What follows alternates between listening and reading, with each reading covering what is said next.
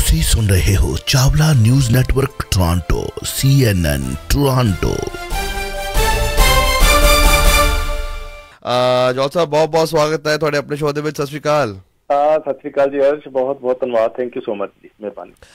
ਜੋਲ ਸਾਹਿਬ ਪਹਿਲਾਂ ਤਾਂ ਜਿੱਥੇ ਤੁਸੀਂ ਕੱਲ੍ਹ ਅਨਾਊਂਸਮੈਂਟ ਕੀਤੀ ਕਾਫੀ ਵੱਡੀ ਤਾਦਾਦ ਦੇ ਵਿੱਚ ਸਾਨੂੰ ਕਾਲਸ ਆਏ ਅਤੇ ਜੋ ਤੁਸੀਂ ਨੋਮੀਨੇਸ਼ਨ ਦੀ ਬੈਲਟ ਅਨਾਊਂਸ ਕੀਤੀ ਕੱਲ੍ਹ, ਅਤੇ ਇੱਕ ਵਾਰੀ ਫਿਰ ਤੋਂ ਸਕੂਲ ਟਰਸਟੀ ਜੋ ਕਿ ਹਾਲੇ ਤੱਕ ਤਾਂ ਟਾਈਮ ਹੈਗਾ ਜੀ, ਪਰੰਤੂ ਕੱਲ੍ਹ ਤੁਸੀਂ ਧਮਾਕੇਦਾਰ ਐਂਟਰੀ ਕੀਤੀ ਐਂਡ ਬਹੁਤ ਵੱਡੀ ਤਾਦਾਦ ਦੇ ਵਿੱਚ ਕਾਲਸ ਆਏ ਸਾਨੂੰ ਮੁਬਾਰਕਾਂ ਲਈ। ਇੱਕ ਵਾਰੀ ਫਿਰ ਤੋਂ ਤੁਹਾਨੂੰ ਬਹੁਤ ਸਾਰੀਆਂ ਸ਼ੁਭਕਾਮਨਾਵਾਂ। ਹਾਂ ਬਿਲਕੁਲ Harsh, thank you so much. ਬਹੁਤ ਜਿਹੜੀ ਨਾ ਇਨਕਰੇਜਮੈਂਟ ਹੈ ਭੈਣ ਭਰਾਵਾਂ ਨੇ, ਕਾਫੀ ਵੱਡੀ ਤਾਦਾਦ ਦੇ ਵਿੱਚ। ਕੱਲ੍ਹ ਸਾਡਾ ਵੀ ਫੋਨ ਜਿਹੜਾ ਜੀ ਪੀ ਸਾਰਾ ਦਿਨ ਬਿਜ਼ੀ ਰੱਖਿਆ, ਸੋ ਸ਼ੁਕਰੀਆ ਸਾਡਾ। ਇਹ ਆ ਜੀ ਪੀ ਸਾਡੀ ਕਮਿਊਨਿਟੀ ਦੇ ਵਿੱਚ ਚਲੋ ਜਿਹੜਾ ਭਰੋਸਾ ਆ ਉਹ ਕੰਮ ਦੇ ਆਧਾਰ ਤੇ, ਸਾਡੀ ਕਾਰਗੁਜ਼ਾਰੀ ਦੇ ਆਧਾਰ ਤੇ ਬਣਿਆ ਰਵੇ ਜੀ। ਮੈਂ ਨਹੀਂ ਸਮਝਾਂਗਾ ਵੀ ਆਪਾਂ ਬਹੁਤ ਦੇਖ ਲਿਆ, ਬੜੇ ਗਰੁੱਪਾਂ 'ਚ ਵੰਡ ਹੋ ਕੇ ਦੇਖ ਲਿਆ, ਬੜਾ ਆਪਾਂ ਪਾਰਟੀਆਂ ਦੇ ਨਾਲ ਸਭ ਕੁਝ ਕਰਕੇ ਦੇਖ ਲਿਆ, ਵੀ ਹੁਣ ਆਪਾਂ ਉਸ ਇੰਡੀਵਿਜੂਅਲ ਨੂੰ ਵੀ ਜਰਾ ਜਾਂਚ ਪੜਤਾਲ ਲਈਏ ਵੀ ਜਿਹਦੇ ਕੋਲ ਇੱਕ ਪਾਸੇ ਕੰਮਾਂ ਦੀ ਕੀਤੀ ਹੋਈ ਇੱਕ ਲੰਬੀ ਲਿਸਟ ਹੈ ਵੀ ਉਹ ਇਕੱਲਾ ਆ ਜਾਂ ਕਿਸੇ ਧੜੇ ਨਾਲ ਹੈ, ਇਸ ਗੱਲ ਨਾਲ ਕੋਈ ਫਰਕ ਨਹੀਂ ਪੈਂਦਾ। ਸੋ ਇਸ ਕਰਕੇ ਬਹੁਤ ਬਹੁਤ ਇਸ ਗੱਲ ਨੂੰ ਹੁਣ ਅੰਡਰਸਟੈਂਡ ਕਰਨ ਲੱਗ ਪਏ ਆ ਭੈਣ ਭਰਾ ਜੀ। ਸਾਨੂੰ ਚਾਹੀਦਾ ਤਾਂ ਕੰਮ ਆ ਨਾ ਐਟ ਦਾ ਐਂਡ, ਹੈ ਨਾ ਜੀ, ਵੀ ਉਹ ਧੜਾ ਕਰਾ ਦੇਵੇ, ਗਰੁੱਪ ਕਰਾ ਦੇਵੇ, ਚੌਧਰੀ ਕਰਾ ਦੇਵੇ, ਤੇ ਜਾਂ ਫਿਰ ਅਦਰਵਾਈਜ਼ ਕੋਈ ਇਕੱਲਾ ਬੰਦਾ ਹੀ ਜਾਣੀ ਕਿ ਲਗਾਇਆ ਹੋਵੇ ਤੇ ਉਹਦੇ ਨਾਲ ਵੀ ਜੁੜ ਜਾਈਏ ਤੇ ਮਤਲਬ ਬੈਟਰ ਜਿਹੜੀ ਆਊਟਪੁੱਟ ਹੋ ਸਕਦੀ ਆ। ਸੋ ਇਹਨਾਂ ਚੀਜ਼ਾਂ ਨੂੰ ਅੰਡਰਸਟੈਂਡ ਹੁਣ ਕਮਿਊਨਿਟੀ ਜੀ ਵੀ ਲੰਬੇ ਸਮੇਂ ਤੋਂ ਤੁਹਾਨੂੰ ਪਤਾ ਵੀ ਕਾਫੀ ਉਤਲ ਪੁਤਲ ਜਿਹੜੀ ਆ ਉਹ ਦੇਖ ਲਈ ਆ। ਹਰ ਤਰ੍ਹਾਂ ਦੀ ਜਿਹੜੀ ਅਜਮਾਇਸ਼ ਇਸ ਡੈਮੋਕ੍ਰੇਸੀ ਦੇ ਵਿੱਚ, ਇਸ ਮੁਲਕ ਦੇ ਵਿੱਚ ਸਾਡੇ ਭੈਣ ਭਰਾ ਕਰ ਰਹੇ ਨੇ ਜੀ, ਤੇ ਦੇਖਦੇ ਹਾਂ ਜੀ ਫਿਰ ਇਸ ਵਾਰ ਉਹ ਕੀ ਅਜਮਾਇਸ਼ ਕਰਦੇ ਨੇ। ਸੋ ਹੁਣ ਅਫੀਸ਼ੀਅਲੀ ਆਪਾਂ ਜਿਹੜੇ ਜੀ ਪੀ ਕੈਂਡੀਡੇਟ ਬਣ ਚੁੱਕੇ ਹਾਂ ਬਰੈਂਪਟਨ ਵਾਰਡ 9 ਤੇ 10 ਦੇ ਵਿੱਚੋਂ। ਇਸ ਜਿਹੜੀ ਇਲੈਕਸ਼ਨ ਆਉਣੀ ਆ ਮਿਊਨਿਸਪਲ, ਉਹਦੇ ਲਈ ਜਿਹੜਾ school trustee candidate Satpal Singh Johal ward 9 ਤੇ 10 ਦੇ ਵਿੱਚੋਂ ਇਹ ਹੁਣ ਅਫੀਸ਼ੀਅਲ ਕੈਂਡੀਡੇਟ ਹੈ। ਆਲਰਾਈਟ, ਬਹੁਤ ਸਾਰੀ ਮੁਬਾਰਕਾਂ ਜੌਲ ਸਾਹਿਬ ਤੁਹਾਨੂੰ ਇੱਕ ਵਾਰੀ ਫਿਰ ਤੋਂ। ਤੇ ਆਓ ਫਿਰ ਕੁਛ ਚੋਣਵੀਆਂ ਖਬਰਾਂ ਤੁਹਾਡੇ ਨਾਲ ਜੌਲ ਸਾਹਿਬ ਲੈ ਕੇ ਹਾਜ਼ਰ ਨੇ ਜੀ। IRCC ਦੀ ਗੱਲਬਾਤ ਕਰੀਏ। ਉਹਨਾਂ ਨੇ ਤਕਰੀਬਨ 71,000 ਐਪਲੀਕੇਸ਼ਨਸ ਅਪਰੂਵਡ ਕੀਤੇ ਨੇ ਜੀ, ਮੋਰ ਦੈਨ 71,000 ਕਹਿ ਲਈ ਜੀ। ਕੈਨੇਡਾ ਤੇ Ukraine the authorisation for emergency travel, ਜਿਹੜੇ ਸਾਡੇ ਉੱਥੇ ਯੂਕਰੇਨੀਅਨ ਸਟਕ ਸੀ, ਕੈਨੇਡਾ ਨੇ ਖੁੱਲ੍ਹੇ ਬਾਵਾਂ ਦੇ ਨਾਲ ਉਹਨਾਂ ਦਾ ਸਵਾਗਤ ਕੀਤਾ ਜੀ ਕਿ ਤੁਸੀਂ ਇੱਥੇ ਰਹੋ। ਕੈਨੇਡਾ ਇੱਕ ਅਜਿਹੀ ਕੰਟਰੀ ਹੈ ਜੋ ਤੁਹਾਨੂੰ ਬਹੁਤ ਕੁਛ ਦੇਵੇਗੀ ਜੀ। ਸੋ ਉਹਨਾਂ ਨੇ 71,000 ਤੋਂ ਵੀ ਉੱਤੇ ਐਪਲੀਕੇਸ਼ਨਸ ਅਪਰੂਵ ਕੀਤੇ ਨੇ ਐਂਡ ਬਹੁਤ ਵੱਡੇ ਨੰਬਰ ਨੇ ਜੀ। ਐਂਡ ਕੈਨੇਡਾ ਜਦੋਂ ਵੀ ਇੱਦਾਂ ਮੁਸੀਬਤ ਆਉਂਦੀ ਹੈ ਤਾਂ ਫਰਸਟ ਕੰਟਰੀ ਟੂ ਗੋ ਅਪੈਲ ਕਰਦੀ ਹੈ ਤਾਂ ਉਹ ਕੈਨੇਡਾ ਹੀ ਕਰਦੀ ਹੈ ਜੀ। ਬਿਲਕੁਲ ਹਰਸ਼, ਦੇਖੋ ਤੁਸੀਂ ਤਾਂ ਕਿਉਂਕਿ ਇੱਥੋਂ ਦੇ ਬੋਰਨ ਹੋ, ਪਰ ਤੁਹਾਨੂੰ ਪਤਾ ਕਿ ਵੀ ਕੈਨੇਡਾ ਦੀ ਇਹ ਸਿਫਤ ਰਹੀ ਆ ਦੁਨੀਆ ਦੇ ਵਿੱਚ ਵੀ ਉਹ ਰੈਫਿਊਜੀਜ਼ ਲਈ, ਭਾਵ ਕਿ ਲੋੜਵੰਦਾਂ ਦੇ ਲਈ ਦੁਨੀਆ ਚੈਂਪੀਅਨ ਕੰਟਰੀ ਰਿਹਾ। ਵੀ ਜੇ ਕਿਸੇ ਨੇ ਆ ਕੇ ਉਦਾਂ ਹੀ ਏਅਰਪੋਰਟ ਤੇ ਜਾਂ ਬਾਰਡਰ ਤੇ ਕਹਿਤਾ ਨਾ ਵੀ ਮੈਨੂੰ ਬਚਾ ਲਓ, ਮੈਂ ਮਾਰਿਆ ਜਾਊਂ, ਵੀ ਮੈਂ ਰੈਫਿਊਜੀ ਹਾਂ, ਤੇ ਉਹਨੂੰ ਕੋਈ ਵੱਧ ਸਵਾਲ ਨਹੀਂ ਕੀਤਾ ਜਾਂਦਾ। ਉਹਨੂੰ ਇੱਕ ਵਾਰੀ ਕੰਟਰੀ 'ਚ ਵਾੜਿਆ ਜਾਂਦਾ, ਜਾਂਚ ਪੜਤਾਲ ਤੇ ਕੁਐਸਚਨ ਬਾਅਦ 'ਚ ਕੀਤੇ ਜਾਂਦੇ ਆ। ਜਿੱਦਾਂ RCERB ਬਾਕੀ ਕੋਵਿਡ ਦੇ ਬੈਨੀਫਿਟ ਸੀਗੇ, ਕੁਐਸਚਨ ਕਰਨ ਦਾ ਤੇ ਬਾਅਦ ਵਿੱਚ ਬਥੇਰਾ ਸਮਾਂ ਆ, ਪਰ ਜਦੋਂ ਆਫਤ ਆ, ਜੇ ਮਤਲਬ ਲੋੜਵੰਦ ਨੂੰ ਲੋੜ ਵੇਲੇ ਨਾ ਮਦਦ ਹੋਈ ਤੇ ਉਸ ਵੇਲੇ ਤੁਸੀਂ ਜਾਂਚ ਪੜਤਾਲਾਂ ਬਈ ਖਾਤੇ ਖੋਲ ਕੇ ਬਹਿ ਗਏ। ਸੋ ਇਹ ਕੈਨੇਡਾ ਦੀ ਪਰੰਪਰਾ ਨਹੀਂ ਹੈਗੀ। ਕੈਨੇਡਾ ਦੀ ਪਰੰਪਰਾ ਕਿ ਲੋੜਵੰਦ ਦੀ ਲੋੜ ਵੇਲੇ ਹੈਲਪ ਕਰੋ, ਉਹਦੀ ਮਦਦ ਕਰੋ, ਨਿਸ਼ਕਾਮ ਕਰੋ, ਬਿਨਾਂ ਉਹਨੂੰ ਲੁੱਟਣ ਤੋਂ ਕਰੋ, ਤੇ ਫਿਰ ਲੇਕਿਨ ਕਿ ਵੀ ਜਦੋਂ ਉਹਦਾ ਵੀ ਸਟੋਰੀ ਆ ਉਹ ਬਾਅਦ ਦੇ ਵਿੱਚ ਸੁਣੀ ਜਾ ਸਕਦੀ ਆ। ਸੋ ਇੱਦਾਂ ਹੀ ਆ ਜੀ ਵੀ ਇਹ ਯੂਕਰੇਨੀਅਨਸ ਹੁਣ ਆ ਰਹੇ ਆ, ਉਹਨਾਂ ਦੇ ਬਾਇਓਮੈਟ੍ਰਿਕਸ ਆਪਾਂ ਦੱਸਿਆ ਸੀਗਾ ਵੀ ਥੋੜ੍ਹੀ ਜਿਹੀ ਛੋਟ ਦਿੱਤੀ ਹੈ। 18 ਸਾਲ ਤੋਂ 64 ਸਾਲ ਦੀ 42 ਦੀ ਉਮਰ ਦੇ ਲੋਕਾਂ ਦੇ ਬਾਇਓਮੈਟ੍ਰਿਕਸ ਹੁੰਦੇ ਆ, ਬਾਕੀਆਂ ਦੇ ਹੁੰਦੇ ਵੀ ਨਹੀਂ। ਤੇ ਹੁਣ ਤੱਕ ਜਿੱਦਾਂ ਤੁਸੀਂ ਦੱਸਿਆ ਵੀ ਆਲਮੋਸਟ 71,000 ਤੋਂ ਜ਼ਿਆਦਾ ਨੰਬਰ ਦੀ ਐਪਲੀਕੇਸ਼ਨਸ ਅਪਰੂਵ ਹੋ ਚੁੱਕੀਆਂ ਪਿਛਲੇ 3 ਕੁ ਮਹੀਨਿਆਂ ਦੇ ਵਿੱਚ ਹੀ। ਤੇ 3 ਸਾਲ ਲਈ ਉਹ ਲੋਕ ਜਿਹੜੇ ਜੀ ਵੀ ਕੈਨੇਡਾ 'ਚ ਟੈਂਪੋਰੇਰਲੀ ਆ ਸਕਦੇ ਆ, ਇੱਥੇ ਆ ਕੇ ਕੰਮ ਵੀ ਕਰ ਸਕਦੇ ਆ। ਉਹਨਾਂ ਦੇ ਬੱਚਿਆਂ ਨੂੰ ਸਕੂਲਾਂ ਦੇ ਵਿੱਚ ਐਡਮਿਸ਼ਨ ਵੀ ਜਿਹੜੀ ਜੀ ਵੀ ਮਿਲੂਗੀ। ਲੱਗਦਾ ਨਹੀਂ ਗਾ ਵੀ ਜਿਹੜੇ ਵਾਪਸ ਨਹੀਂ ਜਾਣਾ ਚਾਹੁਣਗੇ ਵੀ ਉਹਨਾਂ ਨੂੰ ਵਾਪਸ ਭੇਜਿਆ ਜਾ ਸਕੂਗਾ। ਕੋਈ ਨਾ ਕੋਈ ਰਾਹ ਉਹਨਾਂ ਦੇ PR ਹੋਣ ਦਾ ਵੀ ਤਾਂ ਖੁੱਲ੍ਹ ਜਾਣਾ। ਪਰ ਹਾਲ ਦੀ ਘੜੀ ਤੇ ਉਹਨਾਂ ਨੂੰ ਇੱਥੇ ਲਿਆਉਣ ਦਾ ਹੀ ਜਿਹੜਾ ਜੀ ਕੈਂਪੇਨ ਚਲਾਈ ਜਾ ਰਹੀ ਆ। ਉਹਨਾਂ ਦੇ ਲਈ ਚਾਰਟਰਡ ਜਿਹੜੀਆਂ ਫਲਾਈਟਸ ਵੀ ਭੇਜੀਆਂ ਜਾ ਰਹੀਆਂ। ਸੋ ਇਹਦੇ ਨਾਲ ਹੀ ਵੀ ਜਾਣੀ ਉੱਥੇ ਵੀ ਲੋਕਾਂ ਦੇ, ਕਿਉਂਕਿ ਵੱਡੀ ਤਾਦਾਦ ਹੈ 70-71,000, ਇਹ ਹਜੇ ਗਿਣਤੀ ਹੋਰ ਵਧਣੀ ਹੈ ਕਿਉਂਕਿ ਨੰਬਰ ਤੇ ਆਪਾਂ ਕੋਈ ਰੱਖਿਆ ਹੀ ਨਹੀਂ ਆ ਵੀ ਕਿੰਨੇ ਕੁ ਲੋਕਾਂ ਦੀ ਮਦਦ ਕਰਨੀ ਹੈ ਜੀ। ਸੋ ਉਸ ਲਿਹਾਜ਼ ਨਾਲ ਸ਼ਾਇਦ ਅਰਸ਼ ਵੀ ਮਿਲੀਅਨਸ ਆਫ ਪੀਪਲ ਹੋਣਗੇ ਜਿਹੜੇ ਵੀ ਉੱਥੋਂ ਆਉਣਾ ਚਾਹੁਣਗੇ ਇੱਥੇ ਜੰਗ ਮਾਰੇ ਉਸ ਦੇਸ਼ ਦੇ ਵਿੱਚੋਂ, ਹਨਾ। ਉਹ ਦੇਸ਼ ਛੱਡ ਕੇ 4-5 ਮਿਲੀਅਨ ਤਾਂ ਆਲਰੇਡੀ ਜਿਹੜੇ ਆ ਨਾਲ ਦੇ ਦੇਸ਼ਾਂ 'ਚ ਜਾ ਚੁੱਕੇ ਨੇ। ਬਿਲਕੁਲ। ਸੋ US ਨੇ ਉਸ ਤੋਂ ਬਾਅਦ ਅਨਾਊਂਸ ਕੀਤਾ ਵੀ ਅਸੀਂ 1 ਲੱਖ ਲਵਾਂਗੇ। ਅਸੀਂ ਅਨਾਊਂਸ ਕੀਤਾ ਹੋਇਆ ਸਾਡੀ ਗਵਰਨਮੈਂਟ ਕਿ ਅਨਲਿਮਿਟਡ ਜਿੰਨੇ ਆ ਸਕਣ ਆ ਜਾਓ ਜੀ। ਉਹਦੇ ਵਿੱਚੋਂ ਹੁਣ ਜਿਹੜਾ ਇਹ ਹੈ ਜੀ ਵੀ 70,000 ਤੋਂ ਜਿਹੜੀ ਵਧੀ ਹੈ ਉਹਨਾਂ ਦੇ ਇੱਥੇ ਸਾਰਾ ਉਹ ਸਿਲਸਿਲਾ ਜਿਹੜਾ ਜੀ ਵੀ ਕਾਰਵਾਈ ਇਹਦੇ ਨਾਲ ਹੀ ਫਿਰ ਕੈਨੇਡਾ ਦੇ ਵੱਲੋਂ ਆਪਣਾ ਇੱਕ ਸਪੈਸ਼ਲ ਇਨਫੋਰਮੇਸ਼ਨ ਸੈਂਟਰ ਵੀ ਪੋਲੈਂਡ ਦੇ ਵਿੱਚ ਸਥਾਪਿਤ ਨਵਾਂ ਕੀਤਾ ਗਿਆ ਲੋਕਾਂ ਦੀ ਉੱਥੇ ਬੈਟਰ ਹੈਲਪ ਦੇ ਵਾਸਤੇ ਵੀ ਇਹ ਸਾਰੀਆਂ ਜਿਹੜੀਆਂ ਐਪਲੀਕੇਸ਼ਨ ਦੀ ਪ੍ਰੋਸੈਸਿੰਗ ਚੱਲ ਰਹੀ ਹੈ ਇਨਫੋਰਮੇਸ਼ਨ ਚਾਹੀਦੀ ਹੋਵੇ ਉਹ ਇਨਫੋਰਮੇਸ਼ਨ ਸੈਂਟਰ ਵੀ ਜਿਹੜਾ ਜਿਵੇਂ ਬਕਾਇਦਾ ਤੌਰ ਤੇ ਵਾਰਸਾ ਦੇ ਵਿੱਚ ਖੋਲਿਆ ਗਿਆ ਪੋਲੈਂਡ ਦੀ ਰਾਜਧਾਨੀ ਦੇ ਵਿੱਚ। ਇਸ ਵੇਲੇ ਲੱਗ ਰਿਹਾ ਕਾਫੀ ਸਾਰੇ ਰਿਸੋਰਸ ਦਾ ਜਿਹੜੇ ਇਮੀਗ੍ਰੇਸ਼ਨ ਦੇ ਕੈਨੇਡੀਅਨ ਗਵਰਨਮੈਂਟ ਦੇ ਉਹ ਯੂਕਰੇਨ ਦੀ ਜੰਗ ਦਾ ਸਾਹਮਣਾ ਕਰ ਰਹੇ ਲੋਕਾਂ ਦੀ ਸਹਾਇਤਾ ਕਰਨ ਦੇ ਵਿੱਚ ਜੁਟੇ ਹੋਏ ਆ। ਜੌਲ ਸਾਹਿਬ ਅਗਲੀ ਖਬਰ ਕਾਫੀ ਕਹਿ ਲਓ ਕਿ ਫਰਸਟ੍ਰੇਸ਼ਨ ਦੇ ਵਿੱਚ ਗੁਜ਼ਰ ਰਹੇ ਨੇ ਜੀ ਟਰੈਵਲਰਸ ਜਿਨ੍ਹਾਂ ਦੇ ਪਾਸਪੋਰਟਸ ਐਕਸਪਾਇਰ ਹੋ ਚੁੱਕੇ ਨੇ ਉਹਨਾਂ ਨੂੰ ਕਮ ਸੇ ਕਮ ਬਹੁਤ ਟਾਈਮ ਲਈ ਵੇਟ ਕਰਨਾ ਪੈ ਰਿਹਾ ਫॉर ਰਿਨਿਊਅਲਸ ਤੇ ਜੇ ਫੋਨ ਦੇ ਜ਼ਰੀਏ ਵੀ ਗੱਲਬਾਤ ਕਰਨਾ ਚਾਹੁੰਦੇ ਹੋ ਤਾਂ ਉਹਦੇ ਵਿੱਚ ਵੀ ਘੰਟੇ ਤੋਂ ਘੰਟੇ ਤੁਹਾਨੂੰ ਲਾਈਨ 'ਚ ਲੱਗਣਾ ਪੈਣਾ ਜੀ। ਪਲੇਨਸ ਦੇ ਵਿੱਚ ਵੀ ਲੰਬੀਆਂ ਲਾਈਨਾਂ ਲੱਗ ਰਹੀਆਂ ਪੈ ਰਹੀਆਂ ਜੀ। ਕੈਨੇਡਾ 에ਅਰਪੋਰਟਸ ਦੇ ਉੱਤੇ ਵੀ ਲੰਬੀਆਂ ਲਾਈਨਾਂ ਲੱਗ ਰਹੀਆਂ ਪਈਆਂ ਸੋ ਬਹੁਤ ਬੈਕ ਟਰੈਕ ਹੋ ਗਿਆ ਜੀ ਇਸ ਏਵੀਏਸ਼ਨ ਜਾਂ ਇਮੀਗ੍ਰੇਸ਼ਨ ਮਾਮਲੇ ਦੇ ਵਿੱਚ। ਜਦੋਂ ਵੀ ਕੋਈ ਬੰਦਾ ਜਹਾਜ਼ ਤੋਂ ਬਾਹਰ ਆਉਂਦਾ ਹੈ ਜਾਂ ਜਹਾਜ਼ ਦੇ ਵਿੱਚ ਜਾਂਦਾ ਹੁਣ ਤਾਂ 3-3 4-4 ਘੰਟੇ ਕਹਿੰਦੇ ਕਿ ਪਹਿਲੋਂ ਹੀ ਆਓ ਤਾਂ ਜਾ ਕੇ ਤੁਸੀਂ ਜਹਾਜ਼ ਤੇ ਚੜ੍ਹ ਪਾਓਗੇ। ਬਿਲਕੁਲ ਅਰਸ਼ ਹੁਣ ਇਸੇ ਤਰ੍ਹਾਂ ਹੀ ਇਹ ਜਿਹੜੇ ਫਰਸਟ੍ਰੇਟ ਹੋ ਰਹੇ ਟਰੈਵਲਰ ਜਾਂ ਕੈਨੇਡੀਅਨਸ ਵੀ ਆ ਵੀ ਉਹਨਾਂ ਨੂੰ ਪਾਸਪੋਰਟ ਲਈ ਕਦੀ ਇੱਥੇ ਏਦਾਂ ਹੋਇਆ ਹੀ ਨਹੀਂ ਸੀਗਾ ਵੀ 3-3 ਮਹੀਨੇ ਵੇਟ ਕਰੋ ਜੀ। ਉਹਦੇ ਕਰਕੇ ਯਾਰ ਵੀ ਲੋਕਾਂ ਦੇ ਮਨਾਂ 'ਚ ਥੋੜਾ ਜਿਹਾ ਗੁੱਸਾ ਇਤਰਾਜ਼ ਇਹ ਵੀ ਆਉਂਦਾ ਵੀ ਤੁਸੀਂ ਬਾਹਰੋਂ ਆਏ ਲੋਕਾਂ ਨੂੰ ਸਾਂਭਣ ਲਈ ਤੇ ਬੜਾ ਕੁਛ ਕਰ ਰਹੇ ਆ ਪਰ ਸਾਨੂੰ ਸਾਂਭਣ ਲਈ ਕੀ ਕਰ ਰਹੇ ਆ।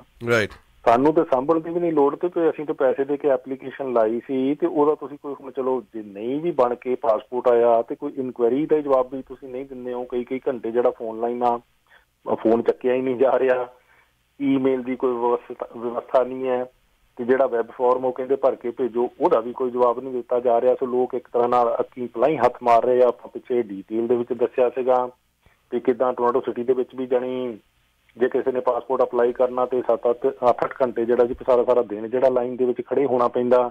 ਅਖੀਰ ਤੇ ਨੰਬਰ ਆ ਜਾਏ ਵੀ ਅਸੀਂ ਤਾਂ ਜੀ 100-200 ਐਪਲੀਕੇਸ਼ਨ ਦੀ ਡੇਲੀ ਲੈ ਸਕਦੇ ਹਾਂ ਹੁਣ ਤੁਸੀਂ ਜਾਓ ਤੇ ਕੱਲ ਨੂੰ ਆ ਜਾਇਓ।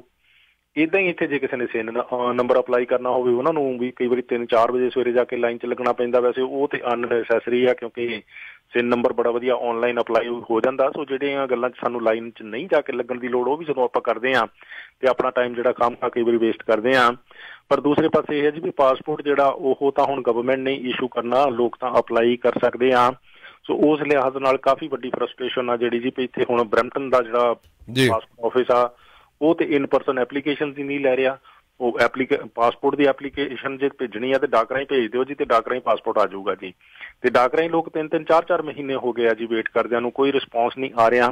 ਤੇ ਪਾਸਪੋਰਟ ਕਿਸੇ ਨੇ ਇਨ ਪਰਸਨ ਅਪਲਾਈ ਕਰਨਾ ਹੋਵੇ ਤੇ ਮਾਲਟਨ ਜਾਣਾ ਪੈਂਦਾ ਇੱਥੇ ਆਸ-ਪਾਸ ਦੇ ਵਿੱਚ। ਮਾਲਟਨ ਦੇ ਵਿੱਚ ਵੀ ਤੁਹਾਨੂੰ ਜੂਨ-ਜੁਲਾਈ ਦੀ ਜਾ ਕੇ ਅਪੁਆਇੰਟਮੈਂਟ ਜਿਹੜੀ ਮਿਲਣੀ ਆ ਉੱਥੇ ਵੀ ਵਾਕ ਇਨ ਨਹੀਂ ਕੀਤਾ ਜਾ ਸਕਦਾ। ਸੋ ਇਸ ਕਰਕੇ ਕੋਵਿਡ ਦੇ ਬਹਾਨੇ ਜੀ ਵੀ ਸਟਾਫ ਦੀ ਵੱਡੀ ਸ਼ਾਰਟੇਜ ਦੱਸੀ ਜਾ ਰਹੀ ਆ। ਹਰ ਫੀਲਡ ਦੇ ਵਿੱਚ ਵੀ ਸਟਾਫ ਨਹੀਂ ਆ ਰਹੇ ਜੀ। ਹੁਣ ਲੋਕਾਂ ਦਾ ਬਾਕੀ ਸਾਰੇ ਕਾਰੋਬਾਰ ਆਮ ਆ ਵੀ ਸਟਾਫ ਨੂੰ ਪਤਾ ਨਹੀਂ ਕਿਹੜੀ ਗੱਲ ਦਾ ਡਰ ਆ ਵੀ ਉਹਨਾਂ ਨੂੰ ਚੰਗਾ ਹੀ ਲੱਗ ਗਿਆ ਘਰੇ ਬਹਿ ਕੇ ਵੀ ਆਰਾਮ ਨਾਲ ਕੰਮ ਕਰੀ ਚੱਲੋ। ਪ੍ਰੋਲੋਂਗ ਕੀਤਾ ਜਾ ਰਿਹਾ ਹੈ ਡਰ ਜ਼ਾਹਰ ਕੀਤਾ ਜਾ ਰਿਹਾ ਵੀ ਅਸੀਂ ਦਫ਼ਤਰ ਜਾਵਾਂਗੇ ਤੇ ਬਿਮਾਰ ਹੋ ਜਾਵਾਂਗੇ ਸਾਨੂੰ ਘਰੋਂ ਹੀ ਕੰਮ ਕਰਨ ਦਿਓ।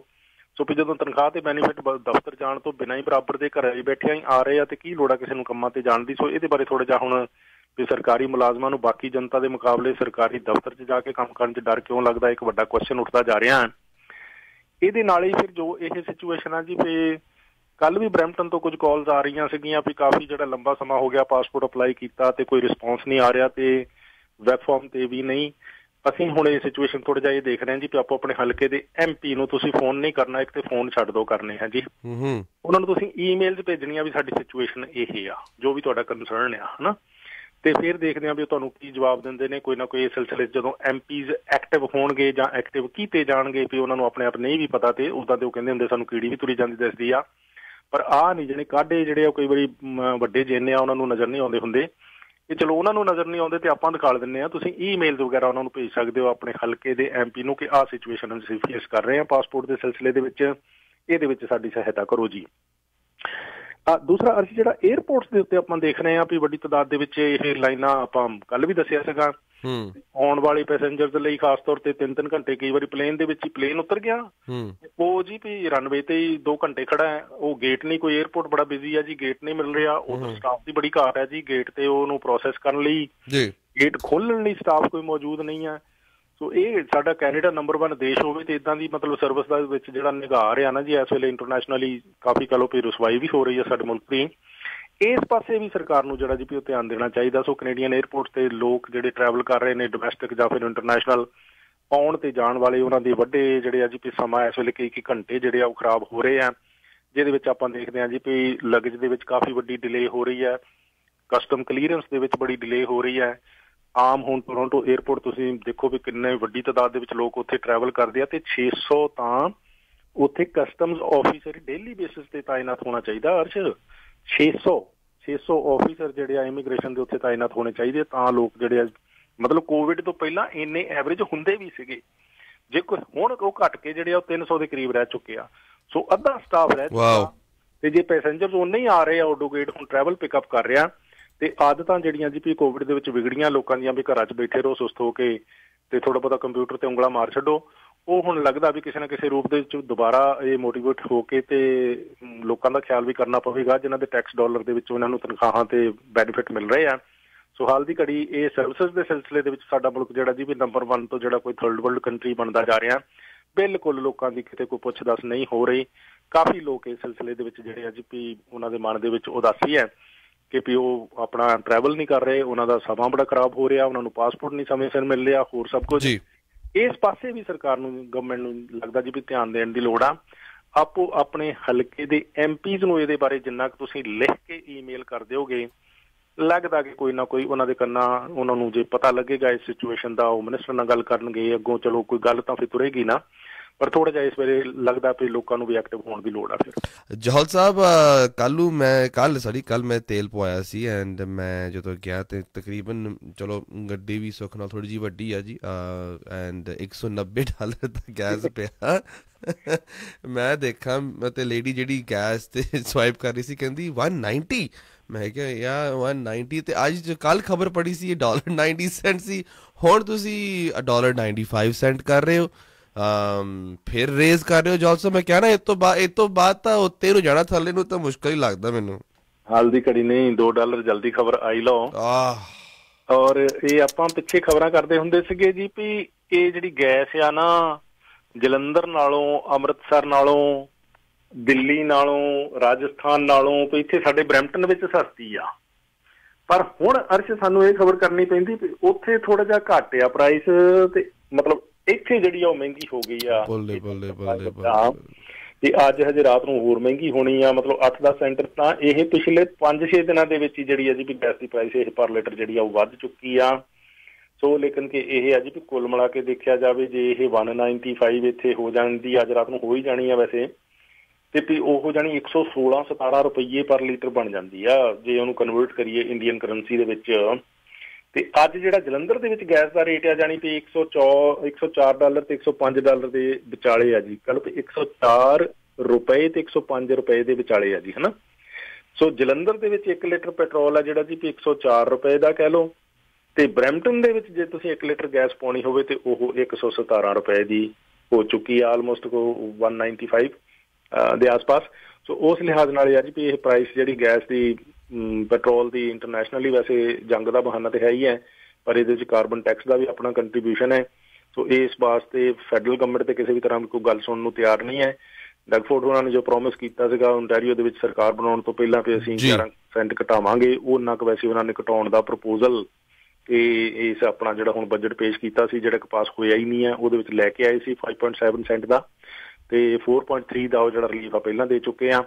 ਸੋ ਕੁੱਲ ਮਿਲਾ ਕੇ ਹੁਣ ਸਰਕਾਰਾਂ ਨੇ ਹਾਲ ਦੀ ਘੜੀ ਕੁਛ ਨਹੀਂ ਕਰਨਾ ਜੀ, ਲੋਕ ਆਪਣੇ ਉਹਨਾਂ ਦੇ ਹਾਲ ਤੇ ਹੀ ਛੱਡਿਆ ਹੋਇਆ, ਜੋ ਕੁਝ ਪੈਟਰੋਲ ਪੰਪਾਂ ਤੇ ਹੋਏਗਾ ਉਨੀ ਪ੍ਰਾਈਸ ਤੇ ਜਿਹੜੀ ਆ ਗੈਸ ਇਹ ਖਰੀਦਣੀ ਪੈਣੀ ਹੈ ਤੇ ਲੱਗ ਰਿਹਾ ਨਿਕਟ ਭਵਿੱਖ ਦੇ ਵਿੱਚ $2 ਪਰ ਲੀਟਰ ਹੋ ਜਾਣੀ ਹੈ ਜੀ।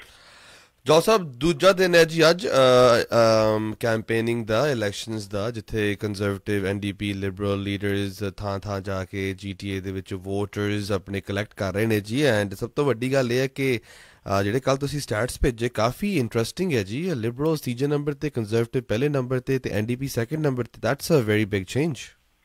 ਯੈਸ ਅਰਸ਼ੋ, ਹੁਣ ਨਾ ਦੇਖੋ ਜਿਹੜੀ ਝੜੀ ਜਿਹੀ ਲੱਗੀ ਰਹਿਣੀ ਆ ਇਹਨਾਂ ਦੀ ਸਰਵੇਖਣਾਂ ਦੀ ਵੀ, ਤੇ ਸਰਵੇਖਣ ਜਿਹੜੇ ਆਪਾਂ ਦੇਖਦੇ ਹਾਂ ਜੀ ਵੀ ਥੋੜੇ ਬਹੁਤੇ ਫਰਕ ਦੇ ਨਾਲ ਇਹ ਜਿੰਨੇ ਵੀ ਹੋਣ ਜਾਣੀ ਕਿ ਨੇੜੇ ਤੇੜੇ ਹੀ ਹੁੰਦੇ ਆ, ਪਰ ਜਿਹੜਾ ਕੱਲ ਬੜਾ ਰੀਸੈਂਟ ਜਾਨੀ ਕਿ ਸਰਵੇ ਇਪਸੋਸ ਦਾ ਆਇਆ ਸੀਗਾ, ਉਹਦੇ ਵਿੱਚ ਵੇ ਹੈਡ ਦੱਸਿਆ ਗਿਆ ਸੀਗਾ ਪ੍ਰੋਗਰੈਸਿਵ ਕੰਜ਼ਰਵੇਟਿਵ ਪਾਰਟੀ ਨੂੰ 39% ਦੇ ਆਸ-ਪਾਸ ਪਹੁੰਚਾਤਾ ਗਿਆ ਸੀਗਾ।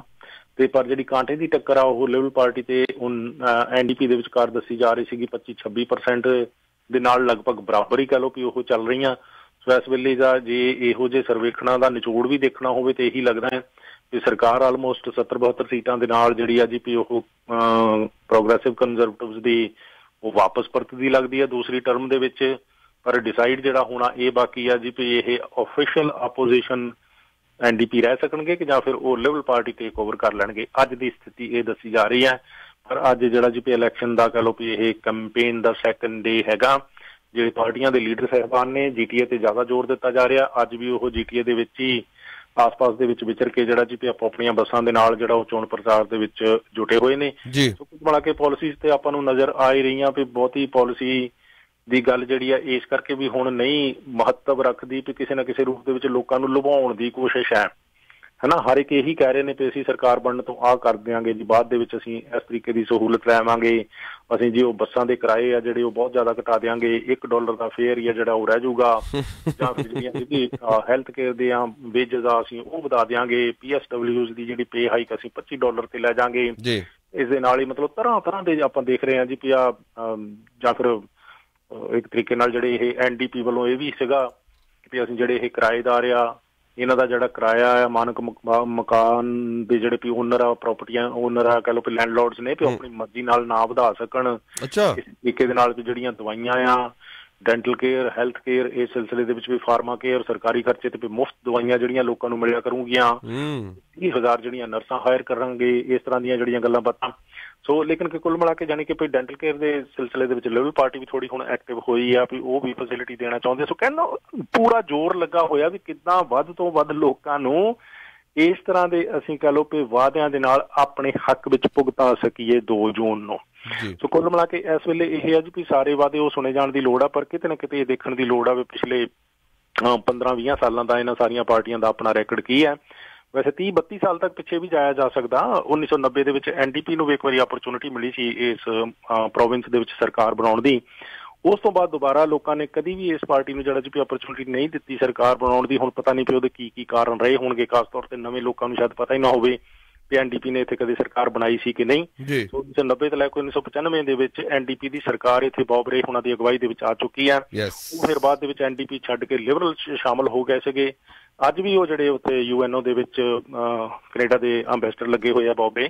ਸੋ ਉਹਨਾਂ ਦੀ ਅਗਵਾਈ ਦੇ ਵਿੱਚ ਇੱਥੇ ਜੋ ਕਾਰਗੁਜ਼ਾਰੀ ਜਾਣੀ NDP ਦੀ ਰਹੀ ਸੀ, ਲੱਗਦਾ ਕਿ ਲੋਕਾਂ ਨੇ ਕਾਫੀ ਫਿਰ ਉਸ ਤੋਂ ਬਾਅਦ ਅੱਜ ਤੱਕ ਇਹਨਾਂ ਨੂੰ ਜਿਹਨੇ ਆਪਰਚੁਨਿਟੀ ਨਹੀਂ ਦਿੱਤੀ ਤੇ ਇਸ ਤੇ ਕੁਝ ਕਾਰਨ ਵੀ ਜਿਹੜੇ ਸਮਝੇ ਜਾਣੇ ਚਾਹੀਦੇ ਆ। ਸੋ ਕੁੱਲ ਮਿਲਾ ਕੇ ਜਾਣੀ ਕਿ ਵੀ ਡੇਲੀ ਬੇਸਿਸ ਤੇ ਕਾਫੀ ਐਕਟੀਵਿਟੀ ਦੇਖੀ ਜਾ ਰਹੀ ਆ। ਪਰ ਜਿਹੜੀ ਇੱਕ ਬਰੈਂਪਟਨ ਦੇ ਵਿੱਚ ਐਕਟੀਵਿਟੀ ਦੇਖੀ ਜਾ ਰਹੀ ਹੈ ਕਿ ਕਾਫੀ ਸਾਰੇ ਜਿਹੜੇ ਕੈਂਡੀਡੇਟਸ ਆ ਉਹ ਪਬਲਿਕ ਪਲੇਸ ਦੇ ਉੱਤੇ ਆਪਣੇ ਸਾਈਨ ਜਿਹੜੇ ਉਹ ਵੀ ਲਾ ਰਹੇ ਆ। ਪਬਲਿਕ ਪਲੇਸ ਤੇ ਸਾਈਨ ਲਾਉਣਾ ਇਲੀਗਲ ਆ, ਉਹਦਾ ਵੱਡਾ ਫਾਈਨ ਆ। ਕਈ ਵਾਰੀ ਕੰਪੇਨ ਤੋਂ ਬਾਅਦ ਉਮੀਦਵਾਰ ਨੂੰ ਇਸ ਬਾਰੇ ਪਤਾ ਲੱਗਦਾ। ਸੋ ਕੈਂਡੀਡੇਟ ਥੋੜੇ ਬਹੁਤੇ ਐਕਟਿਵ ਰਹਿਣ ਤੇ ਉਹਨਾਂ ਦੇ ਜੇ ਵੋਲੰਟੀਅਰਸ ਨੂੰ ਨਹੀਂ ਨੌਲੇਜ ਉਹਨਾਂ ਨੂੰ ਟ੍ਰੇਨਿੰਗ ਦੇ ਕੇ ਭੇਜਣ ਸਾਈਨ ਵੀ ਉਹਨਾਂ ਨੇ ਲਾਉਣਾ ਕਿੱਦਾਂ, ਕਿਹੜੀ ਜਗ੍ਹਾ ਤੇ ਲਾਉਣਾ ਹੈ। ਹਰ ਪ੍ਰਾਈਵੇਟ ਪ੍ਰੋਪਰਟੀ ਓਨਰ ਤੋਂ ਜਿਹੜੀ ਪਰਮਿਸ਼ਨ ਲੈ ਕੇ ਪ੍ਰੋਪਰ ਪਲੇਸ ਤੇ ਜਿਹੜਾ ਜੀ ਸਾਈਨ ਆ ਉਹ ਲਗਾਉਣਾ ਜ਼ਰੂਰੀ ਹੁੰਦਾ। ਵੈਸੇ ਆਪਾਂ ਗੱਲ ਕਰ ਰਹੇ ਹਾਂ ਵੀ ਸਾਈਨ ਬਾਰ ਦੀ ਐਡੀ ਵੱਡੀ ਕੋਈ ਲੋੜ ਹੀ ਨਹੀਂ ਹੈ। ਲੋਕਾਂ ਦੇ ਮਨਾਂ ਵਿੱਚ ਜਗ੍ਹਾ ਚਾਹੀਦੀ ਹੈ। ਹੁਣ ਆਪਾਂ ਜਦੋਂ ਸਕੂਲ ਟਰਸਟੀ ਇੱਕ ਵੀ ਸਾਈਨ ਨਹੀਂ ਇਸ ਵਾਰ ਲਾਵਾਂਗੇ, ਇੱਕ ਵੀ ਸਾਈਨ ਨਹੀਂ ਲਾਵਾਂਗੇ, ਭੈਣ ਭਰਾਵਾਂ ਨੂੰ ਹੁਣੇ ਕਹਿ ਰਹੇ ਹਾਂ ਅਸੀਂ ਇੱਕ ਵੀ ਸਾਈਨ ਨਹੀਂ ਲਾਵਾਂਗੇ।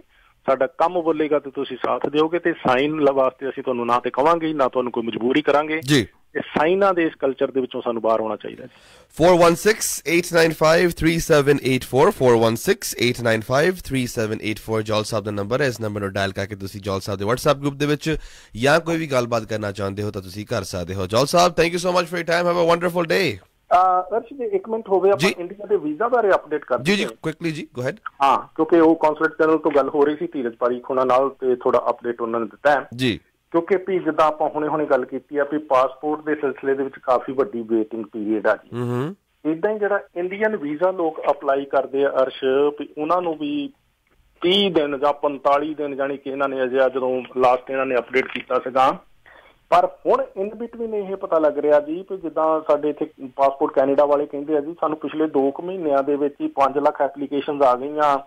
ਉਹਦੇ ਵਿੱਚੋਂ ਅਸੀਂ 1,33,000 ਦੇ ਕਰੀਬ ਪ੍ਰੋਸੈਸ ਕੀਤੀਆਂ, ਬਾਕੀਆਂ ਤੇ ਕੰਮ ਚੱਲ ਰਿਹਾ। ਉਹਨਾਂ ਨੂੰ ਲੱਗਦਾ ਵੀ ਅਸੀਂ ਬਹੁਤ ਧੜ ਕੰਮ ਕਰ ਰਹੇ ਹਾਂ, ਤਾਂ ਵੀ 3-3 ਮਹੀਨੇ ਦੀ ਲੋਕਾਂ ਨੂੰ ਜਿਹੜੀ ਉਹ ਵੇਟ ਆ ਉਹ ਦੇਖਣੀ ਪੈ ਰਹੀ ਆ। ਅੱਛਾ, ਇਦਾਂ ਹੀ ਇਹ ਇੰਡੀਆ ਦੇ ਵੀਜ਼ੇ ਦੇ ਸਿਲਸਿਲੇ ਵਿੱਚ ਵੀ ਦੱਸ ਰਹੇ ਸੀ ਉਹ ਵੀ ਬੈਕਲੌਗ ਬਹੁਤ ਜ਼ਿਆਦਾ ਹੋ ਗਿਆ ਸੀਗਾ, ਤੇ ਹੁਣ ਲੇਕਿਨ ਕਿ ਲੋਕਾਂ ਦਾ ਵੀਜ਼ਾ ਅਪਲਾਈ ਕਰਨ ਦਾ ਰਸ਼ ਵੀ ਘਟਿਆ ਹੋਇਆ, ਕਿਉਂਕਿ ਸਿਚੁਏਸ਼ਨ ਦਾ ਹਿਸਾਬ ਹੈ ਨਾ ਵੀ ਗਰਮੀ ਦਾ ਸੀਜ਼ਨ ਵੀ ਆ ਗਿਆ, ਉੱਥੇ 8-9 ਘੰਟੇ ਬਿਜਲੀ ਦਾ ਕੱਟ ਹੈ, ਤਰ੍ਹਾਂ ਦੀਆਂ ਉੱਥੇ ਮੁਸ਼ਕਲਾਂ ਹੈ, ਲੋਕ ਇਸ ਕਰਕੇ ਅੱਜ ਕੱਲ੍ਹ ਨਹੀਂ ਵੀ ਇਹ ਸੀਜ਼ਨ ਦੇ ਵਿੱਚ ਜਾਂਦੇ ਹੁੰਦੇ।